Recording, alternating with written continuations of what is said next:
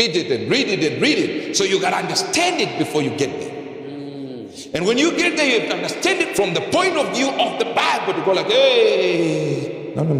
Let me read what he's trying to say. Am I talking? Yes, sir. Jesus says something and quotes something that is not in the Old or New Testament. When they asked him, sir, who will be this woman's husband in heaven? He says, you know, they are going to be angels. Yes, Just like the angels. They neither marry nor be given in marriage. And that reference, you find it nowhere else except the book of Enoch. Joshua 10, verse number 13. The sun stood still. Are you here? Yes, sir. And the moon stayed. Are you listening? Yes, sir. Until the people had avenged themselves upon their enemies. Is it not written in the book of Joshua? An inspired book is referencing an inspired book that is not in the inspired book. Numbers 21:14. Wherefore it is said in the book of the words of the Lord.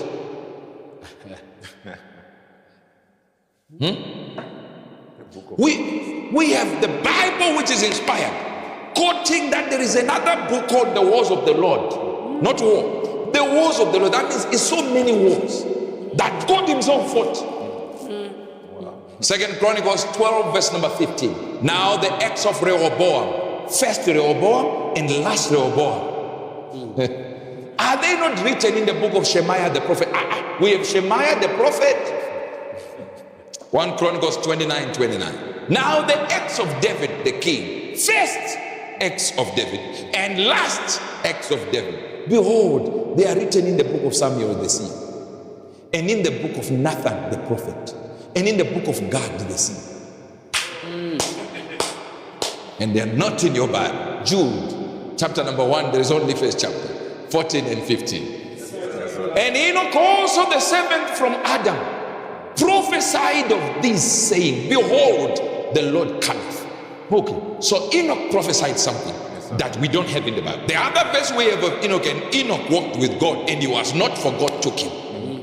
Then we have another one, then we have this one. Done. Enoch is finished.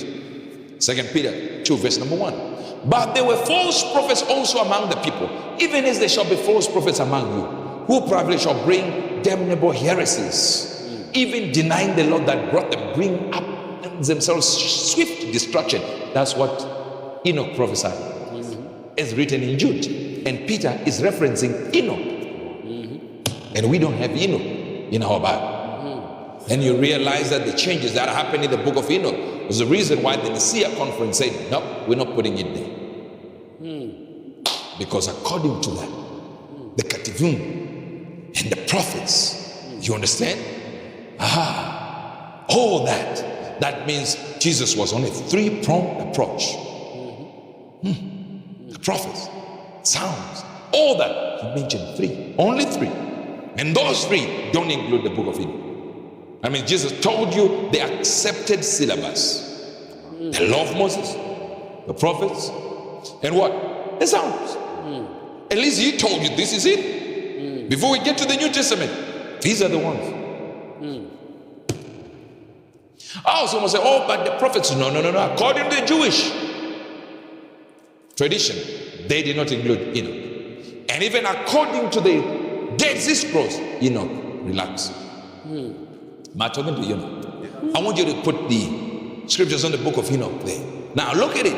And they were in total what? You're getting to number 6, right? Are you getting to number 6? Yes. Of course, we start from number 3. And Samajah, the leader, said unto them, and this is 1 Enoch 6:2. Why is this 1 Enoch 6:2? Because in other versions of the same book, it has got the whole book as one. Put another one. Wow. Now here it is. Start from verse number 3. Chapter number 3, verse number 3. And Samajah was their leader and said unto them, I fear you will not indeed agree to do this deed. I alone shall have to pay the penalty of great sin. And they all answered him and said, let us all swear an oath and all bind ourselves by mutual imprecations, not abandon this plan, but to do this. This is when they were planning to fall from heaven. Wow. When they were planning to deceive humanity and sleep with the daughters of men. Verse number 5. Then swear they all together, bound themselves by mutual imprecations upon it. And they were all how many? 200. Who descended in the days of Jared on the summit of Mount Hermon, and called it Mount Hermon, because they had sworn and bound themselves by mutual imprecations. Notice here, they descended on Mount Hermon, and the word Hermon means rebellion. I don't know if you understand. Imagine angels meeting and then meeting there and say, we bind ourselves and we are going to do this as a rebellious move. Rebelling against who? Against God. Just so that you understand this. In the middle of nowhere, there is a country called Kazakhstan. But in that Kazakhstan country, what they managed to do is USA managed to give that city and other countries as well $50 billion to build a pyramid. Show the pyramid. You see that pyramid? At the top of that pyramid is where all world religions have decided to meet. Guess what? Now, I want you to guess. How many sisters are in there? 200. The book of Enoch tells us that 200. they didn't get that. Wow. 200. Oh. And that pyramid is called Astana, Kazakhstan. Astana. Don't worry about it. You can go in the Greek and you can go into into Italian or the Greek, and you still come back with Astana, and if you rearrange the words, it's Saturn. And not only that, it's in the center of craters that are huge. Show the crater. Do you see that's a crater? Let's go back. Do you understand? That's the very location. 200 craters. Wow. No, they didn't get that. And yet the book of Enoch is telling us that angels that were 200 fell. It didn't say they fell on Mount Hermon. Mount Hermon is when they made the covenant. But they fell somewhere else. And for some reason, a country that is way off goes to Kazakhstan, contributes to the $50 billion money, so they can build a location for world religions in Kazakhstan. Just show some seats around it in the same hall so that you see some of the seats that are in there. You see that? You can see the first round, you can see the second round. All those are 200 seats. And in the middle is a hall. And it goes to the third, fourth, down to the first floor. 1 floor, 2 floors, 3 floors. It is going down, and they call it the circle of peace. Oh. Yet it looks like the bottomless pit. I'm not saying this is what is happening. This Astana is on 33rd degree. Right? Boom. Boom. Go back to the book of Enoch. It is chapter 3, verse number 3. No, they didn't. They're missing it. They're still missing it. I told you where this thing is, 33rd degree, parallel. Then we get to Mount Hermon. Show Mount Hermon map. 33rd degree. Are you still listening? Wow. Now, Tower of Babel Hotel. Now look at this. The one that said tourist hotel. Do you see that? Yes, sir. All of you don't know what this is. That's the location of Tower of Babel. Wow. It's still on 33rd degree, parallel.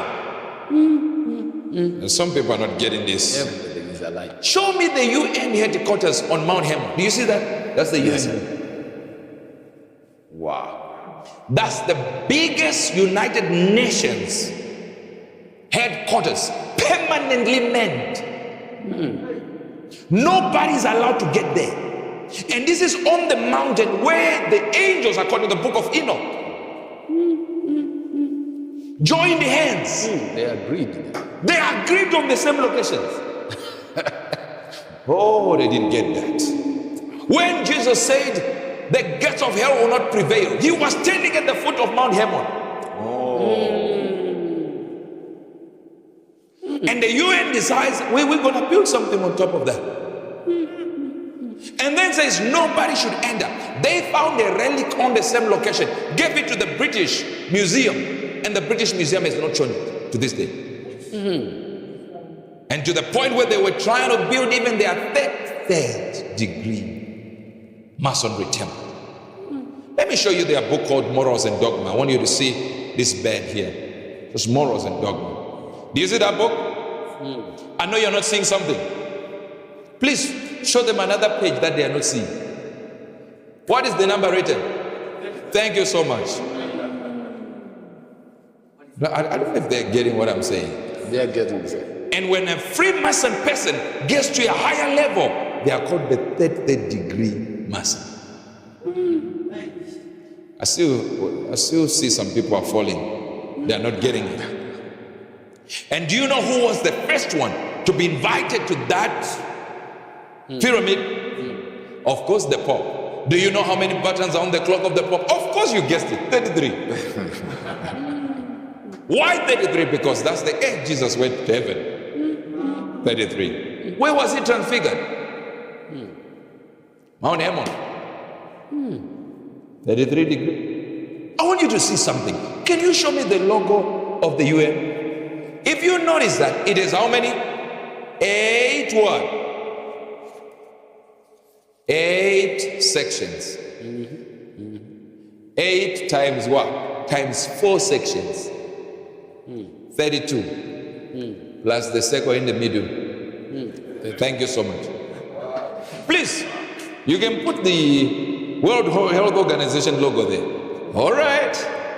It seems as if we're still talking about the UN. Everything is lined 33. 33. Everything is lined up. And you think this is just happening. So you see we have 33, 33, 33, 33, 33, 33. How come they never showed what they got from Mount Hermon? How can Mount Hermon sit on third? Astana, third degree parallel. UN, third degree parallel. Everything you can think of. The book of Luke, chapter number 24, verse number 44. And he said unto them, they are the words which I spake unto you while I was yet with you, that all things must be fulfilled which were written in the law of Moses, and in the prophets, and in the Psalms concerning me. Now, if you look at this, he says something. Watch this. It says, in the law of Moses, in the law of the prophets, in the law of Psalms. All right? If you look at it, we call it the Kativum, which is when we deal with the Psalms. So it's in 3-pronged. Jesus is talking about the Moses, the prophets, the Psalms. That means he's referring to the Judaism's understanding of the prophets and the Psalms. Hear me well.